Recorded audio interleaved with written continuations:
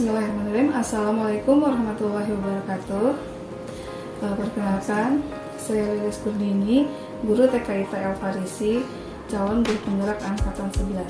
Saya akan melaksanakan tugas demonstrasi kontekstual, yaitu mewawancarai kepala sekolah untuk dalam hal pengambilan keputusan. Kali ini saya akan mewawancarai Ustadzah Hanoi. Assalamualaikum Ustadzah. Waalaikumsalam warahmatullahi wabarakatuh. Kepala Sekolah TKIT Al Farisi Majani. Baik, mari kita mulai saja. Sharing kita ya Ustadzah ya, ini sharing dengan Ustadzah Hanoi. Terima kasih Ustadzah atas waktunya.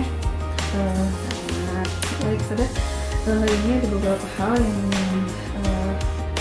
saya tanyakan dan ini sering aja ya Ustadzah ya, untuk semoga bisa diambil manfaatnya. Yang pertama ini bagaimana Ustadzah itu dapat mengidentifikasi ya kasus-kasus yang merupakan dilema etika atau bujukan moral gitu. Selama ini itu seperti apa mengidentifikasinya? Tentu gampang-gampang susah gitu ya, maksudnya dikatakan gampang juga enggak gitu ya, tapi tadi dengan memilih kemudian kita bisa mengidentifikasi apakah kasus-kasus yang ada di sekolah, baik itu yang terjadi di guru atau masyarakat kita orang tua itu masuk ke dilema etika atau rujukan sosial, rujukan moral gitu ya. Jadi kita akan identifikasi terlebih dahulu, melihat dan memilah gitu ya, sehingga mungkin nanti kita akan melihat satu persatu kasus yang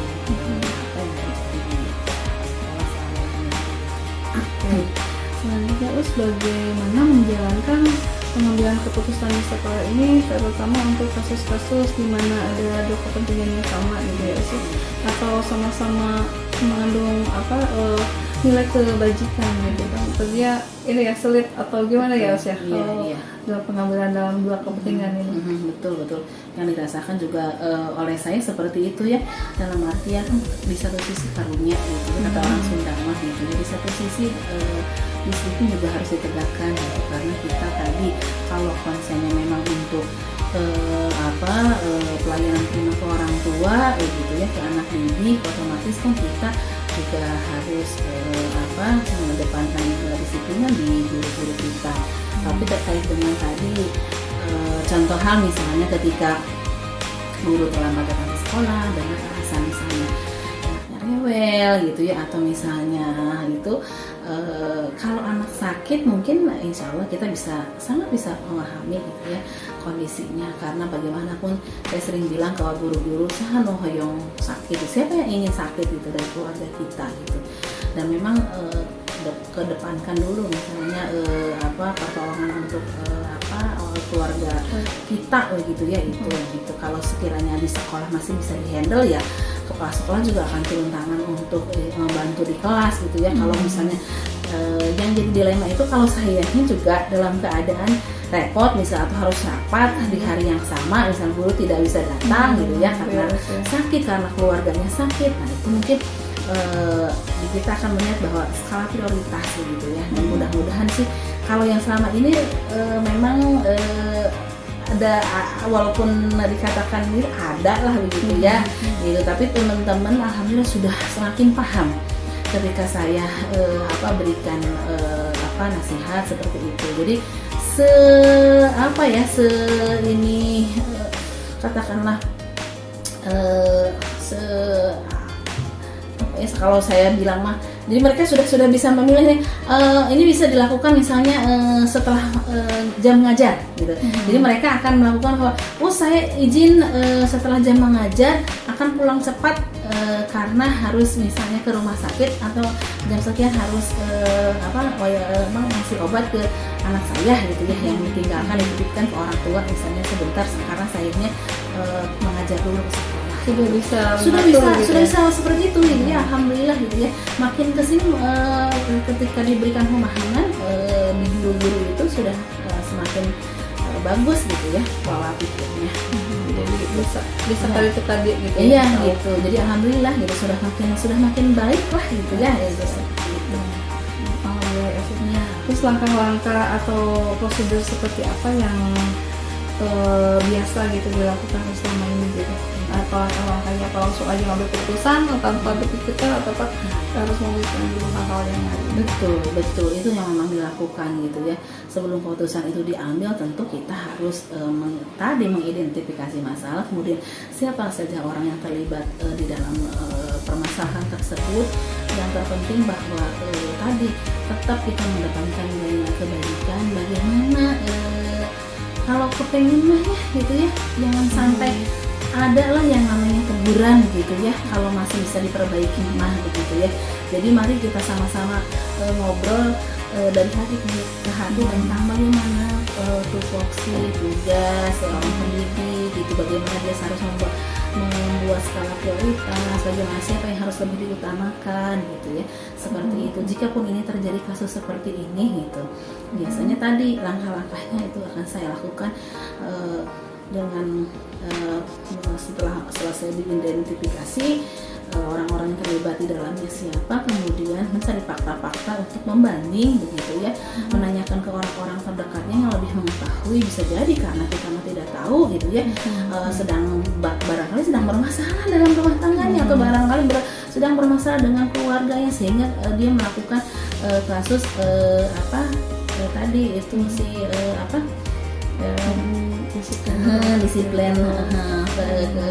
disipliner seperti itu gitu. Makanya itu juga harus menjadi bahan pertimbangan untuk kita setelah ada fakta, kemudian juga kita akan melihat gitu ya. Nah, mungkin langkah selanjutnya adalah saya akan memanggil, kemudian ngobrol, kan bisa jadi setelah ngobrol, oh iya saya jadi tahu permasalahan yang terjadi itu seperti apa. Jadi kemungkinan kemudian langkah bijak yang saya akan lakukan itu seperti apa gitu ya, menyikapinya gitu ya. Jangan sampai ada ya katakanlah SP surat peringatan 1, 2, jangan sampai seperti itu gitu ya. Kalau sudah sampai di terjadi komunikasi, kita tahu permasalahannya, semoga bisa semuanya dicarikan solusinya. Ya tentu kemudian berjanji untuk memperbaiki itu adalah hal yang lebih utama. Dan selama ini yang sudah dianggap efektif dalam pengambilan keputusan itu dalam kasus-kasus ini seperti apa yang dianggap efektif itu? Kalau saya sih lebih cepat, tuntas, lebih baik begitu ya.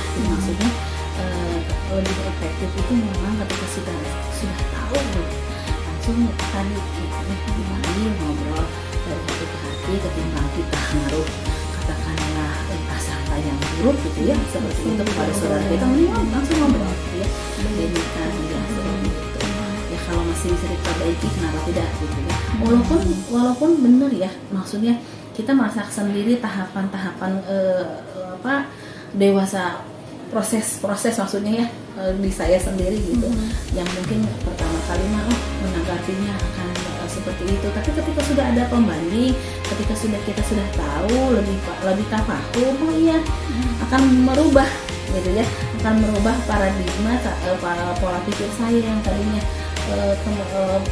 cenderung kenapa bisa seperti itu, kenapa dia berbuat seperti itu, ketika tahu alasannya semakin membuat kita paham, jadi dicari solusinya seperti apa nanti.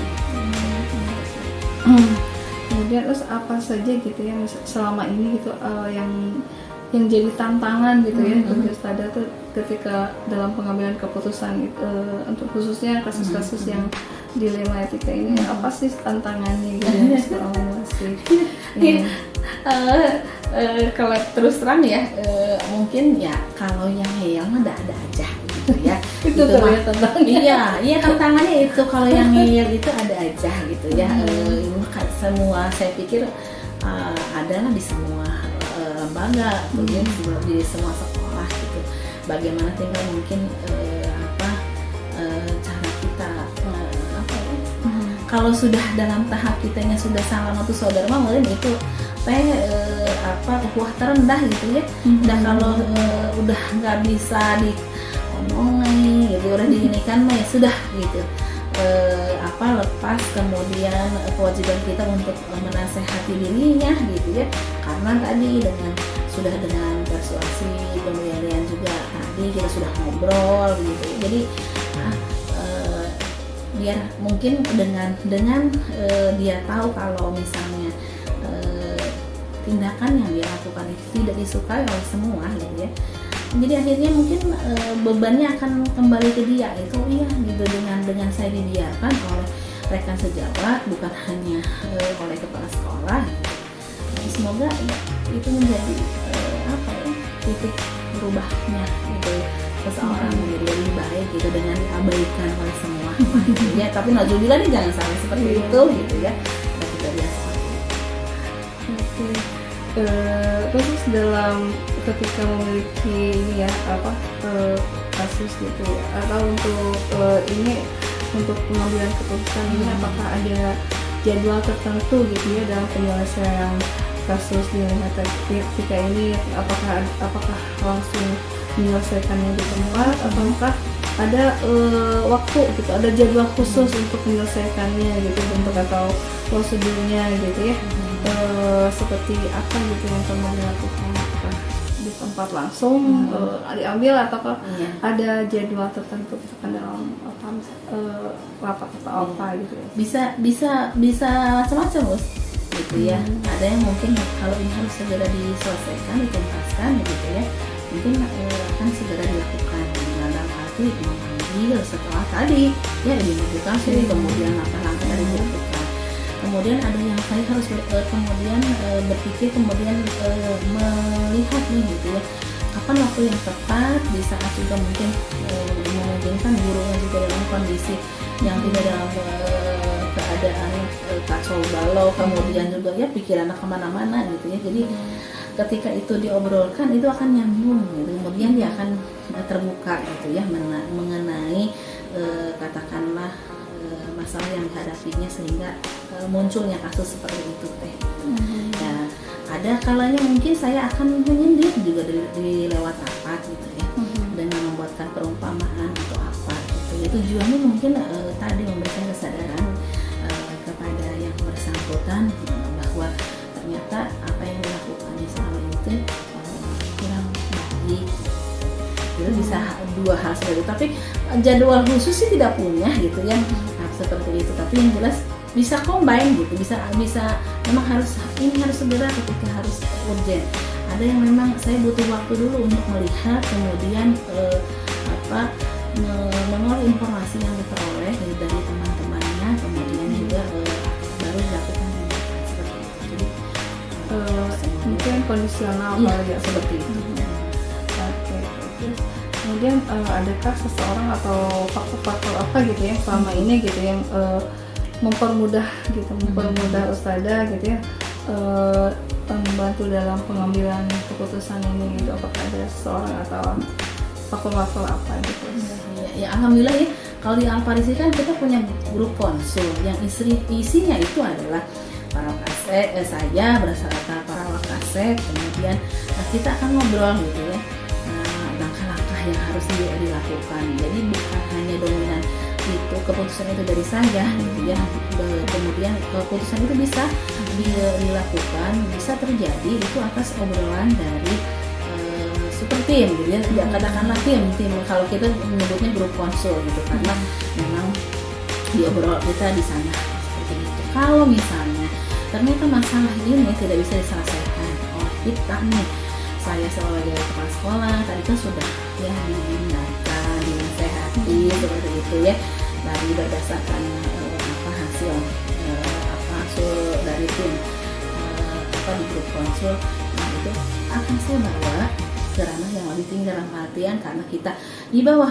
yayasan begitu ya, lembaga kita saya akan obrolkan kepada pengurus yayasan, khususnya HRD yang membawahi kepegawaian itu. Jadi nanti si pegawai yang bersangkutan itu akan dipanggil oleh HRD gitu, karena memang kebetulan ya sudah komplit ya, dalam arti sudah komplit ketika mereka masuk ke sini untuk bekerja di lembaga itu kan sudah ada MOU. MOU-nya kan banyak berarti termasuk kehadiran kalau misalnya mencapai sekian ini ada pemotongan seperti itu kewenangan yayasan. Kalau saya mungkin kewenangannya adalah memberikan nasihat begitu ya, memberikan teguran yang sifatnya persuasif seperti itu. Itu jadi penyelesaian yang kita lakukan. Jadi berarti dibantu dengan Wakasek gitu ya, kemudian dengan kolaborasi dengan yayasan juga tentunya ya.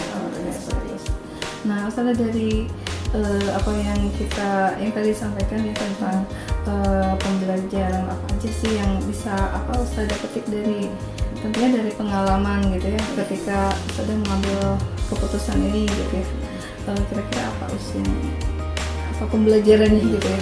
Yang jelas emosi itu kan mungkin terolah, makin terlatih ya, karena dengan kasus-kasus seperti ini itu ya masya Allah gitu ya kan emosi cenderung naik turun gitu ya seperti itu. Dan bagaimana kita cara mengolahnya gitu supaya memang kita tetap tenang gitu ya, kita tetap tenang mengedepankan pikiran tersebut bahwa kalau udah emosian udah main ini aja meren ya gitu ya, main kata-kata gitu seperti itu ya, perang kata-kata berbahaya seperti itu gitu ya. Makin jelas makin emosi makin terkendali betul gitu, makin bijak untuk menyelesaikannya gitu. Jadi pokoknya mah timbul empati dan simpati gitu ya dari berbagai kasus gitu yang pernah misalnya yang pernah dialami di sekolah itu. Jadi emosinya juga makin terasa ya gitu. Makin sabar, makin lebih bijak gitu ya. Oh iya, di posisi seperti ini saya harus bagaimana, saya bersikap gitu. Masih terus terang saya pribadi masih terus belajar sudah ya gitu ya. Karena tadi yang namanya emosi kan masih fluktuatif, naik turun banyak hal yang diurus ya. Iya betul gitu. Alhamdulillah ya sih, jadi banyak ya alhamdulillah kita Ustazah sharing gitu ya. Dan saya juga banyak belajar dari pengalaman Ustazah yang pengambilan keputusan seperti ini. Mungkin itu saja yang ingin saya tanyakan ya Ustazah. Mudah-mudahan dari percakapan kita kali ini, insya Allah saya juga banyak belajar dari Ustazah dan bermanfaat untuk semuanya. Iya betul. Terima kasih Ustazah atas waktunya. Ya, mohon maaf segala kekurangannya. Gitu. Oke. Terima kasih Ustazah. Sama-sama. Baik, alhamdulillah pertemuan saya ya, percakapan saya sharing Ustazah ini tentang pengambilan keputusan sudah dilaksanakan. Terima kasih atas waktunya. Semoga bermanfaat untuk kita semua. Assalamualaikum warahmatullahi wabarakatuh. Waalaikumsalam.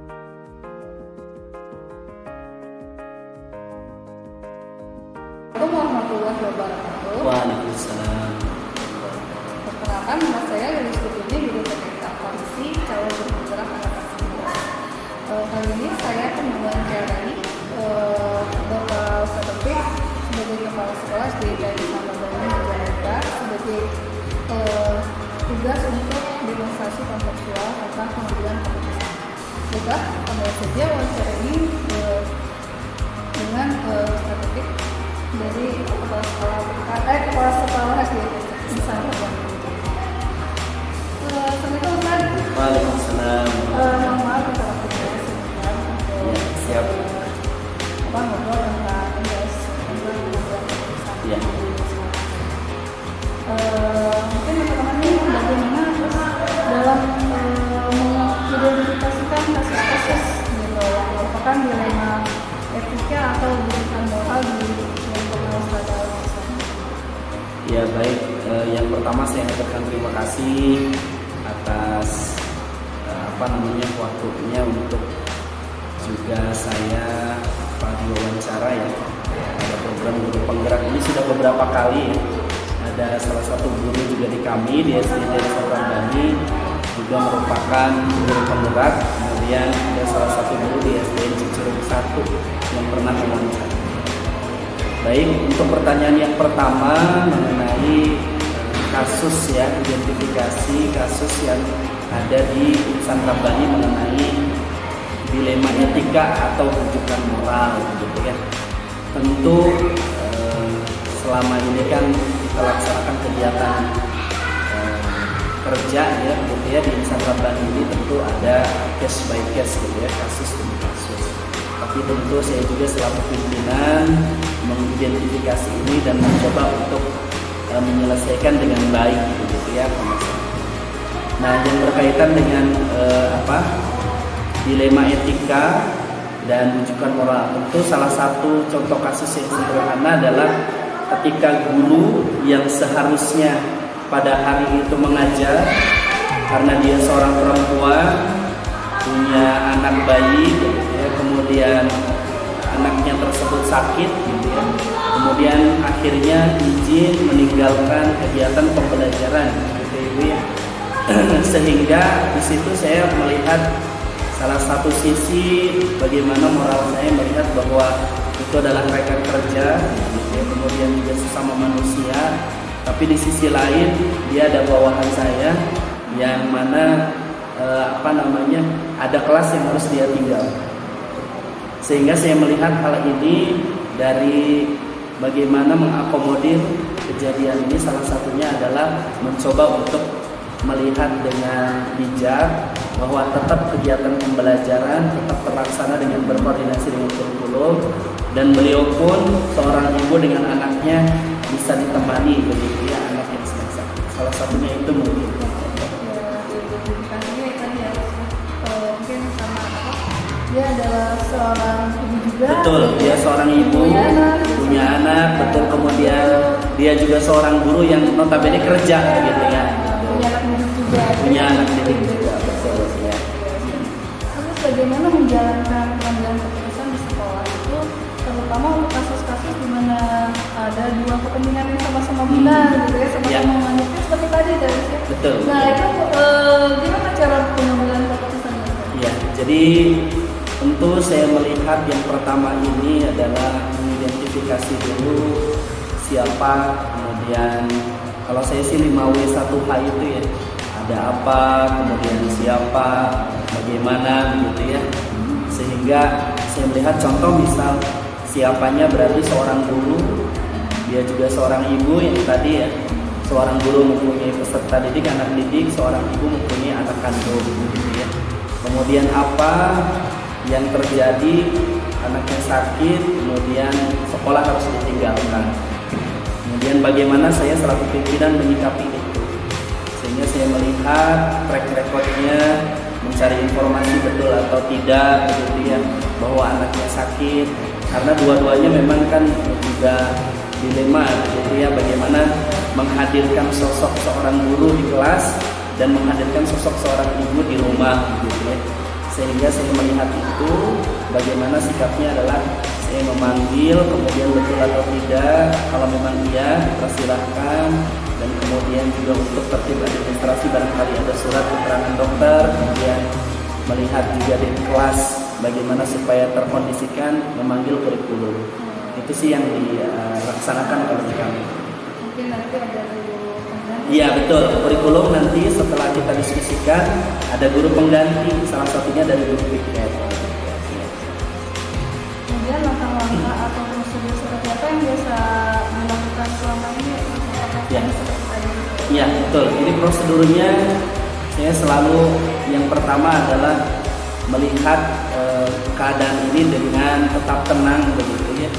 Kemudian yang kedua apa masalahnya, kemudian yang ketiga siapa yang terlibat begitu ya. Kemudian yang keempat bagaimana teknis penyelesaiannya gitu ya. Dan yang kelima menentukan kebijakan, bagaimana kebijakan tadi win-win solution ya, bagi kami di sekolah tentu tidak dirugikan anak didik kami begitu ya, dan beliaunya juga seorang ibu terhadap anaknya juga tidak dirugikan. Jadi kita mengambil jalan tengah win-win solution, bagaimana tadi salah satunya adalah dengan memanggil kurikulum mengganti dengan guru. Terus hal-hal apa saja yang selama ini yang dianggap efektif gitu dalam pengambilan keputusan khususnya pada kasus-kasus yang dilema? Ya, jadi yang efektif menurut saya itu adalah kekeluargaan ya. Jadi tidak serta-merta kita di dunia kerja itu selalu dengan prosedural. Prosedural penting, tapi dari sisi lain juga itu lebih penting. Salah satunya adalah dari sisi humanity ya, atau dari sisi kemanusiaan.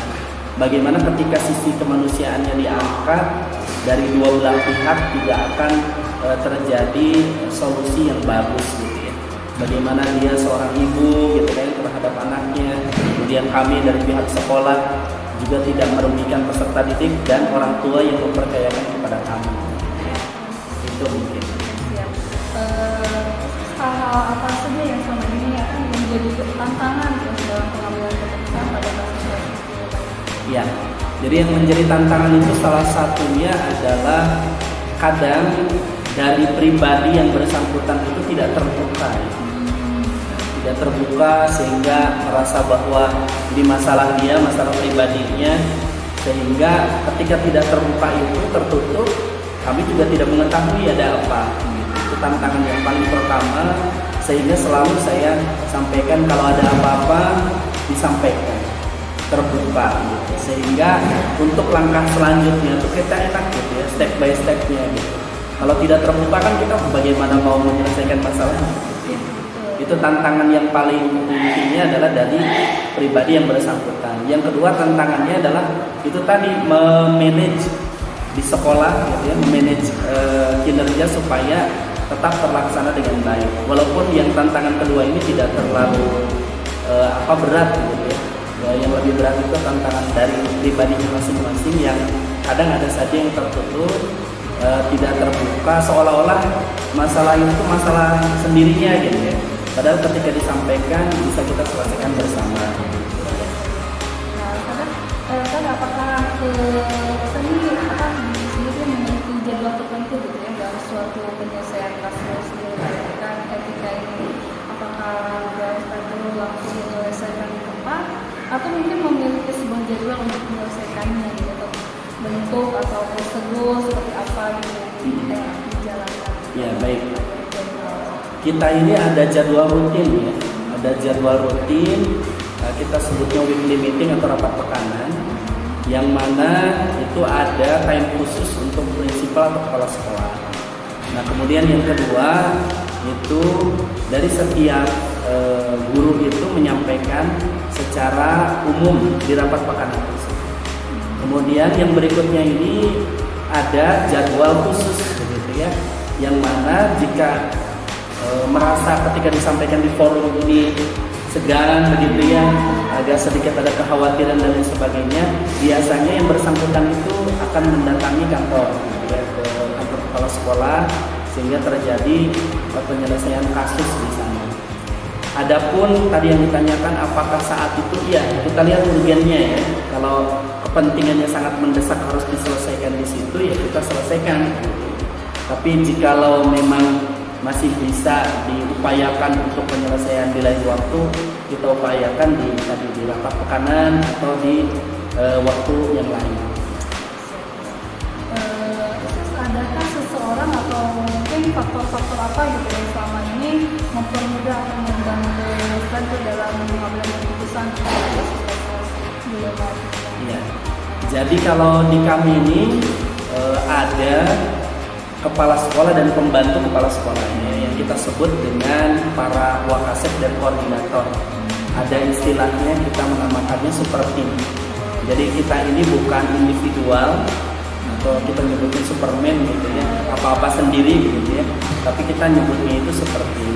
Sehingga saya dibantu dengan teman-teman wakasek tadi, wakil kepala sekolah, ada bidang kesiswaan jika terjadi dilema etika atau permasalahan dari kesiswaan itu dibantu oleh bidang kesiswaan. Kemudian yang kedua yang kaitannya dengan tadi misal pembelajaran, kurikulum, itu ada bidang kurikulum. Kemudian juga yang erat kaitannya dengan sarana juga kami ada wakil kepala sekolah bidang sarana dan sarana. Begitu pula dengan kelompok-kelompok kecil kayak bidang Al-Quran, bidang bahasa dan lain sebagainya. Jadi alhamdulillah selama ini kasus-kasus yang terjadi ini segera terselesaikan. Ada seperti Iya ada seperti ini betul. dari semua hal yang disampaikan tadi ya, pembelajaran apa yang dapat saat itu dari pengalaman selama ini gitu ya ketika dalam bersama. Iya, jadi saya melihat bahwa banyak sekali pembelajaran ya dari kasus-kasus ini. Satu, pembelajaran buat diri pribadi dan juga pembelajaran untuk yang lainnya gitu ya, guru atau siswa yang lainnya. Sehingga contoh misal untuk tadi kasus yang pertama misalnya adalah guru ketika izin bagaimana menengahi, bagaimana memberikan solusi terbaik sehingga dua-duanya tidak dirugikan. Itu juga pelajaran yang sangat bermakna tentunya untuk pribadi dan untuk yang lainnya, sehingga dari kasus tersebut kita bisa desimulasikan atau kita sampaikan ke guru yang lain gitu ya. Bagaimana tahapan perizinan, bagaimana tahapan ketika menggantikan guru yang lain gitu ya. Sehingga di situ kita minimalisir kejadian-kejadian yang tidak diharapkan. Tentu ini banyak banyak sekali yang bisa manfaat kita rasakan gitu ya, sehingga mempererat kembali tadi silaturahim dengan antar guru gitu ya, saling tolong menolong, kemudian saling membantu ketika rekan membutuhkan, dan sehingga kegiatan pembelajaran ini tetap bisa terlaksana begitu. Karena dengan seringnya gitu ya kita seperti berlatih aja ya sih. Semakin kesini insya Allah ya, jadi semakin mudah dan efisien juga, semakin jalan dan betul. Jadi dari kasus-kasus ini ya, sehingga kesananya tuh tinggal ya polanya sudah tahu ya, sudah begini harus begini. Ya Masya Allah ya, jadi seorang pemimpin gitu ya di depan lembaga itu dengan menangani beberapa kasus ini kan selalu ada gitu ya. Semoga yang telah dilakukan gitu ya sih pasti memang akan menjadi ini juga ya, pasti akan berguna mudah ya. Permasalahan yang kita selesaikan keputusan ini seperti mudah-mudahan semua juga yang sudah terjadi kan mungkin sudah lancar ya sih. Betul. Jadi pembelajaran kemudian jadi pola menyelesaikannya seperti apa. Baik, Ustaz, mungkin itu aja ya. Terima kasih sharingnya gitu ya. Semoga ini bermanfaat untuk kita semua. Amin ya rabbal alamin. Oke, baik. Sekian wawancara saya dengan Bapak Kepala SDIP Satu ini. Terima kasih atas waktunya. Assalamualaikum warahmatullahi wabarakatuh. Waalaikumsalam.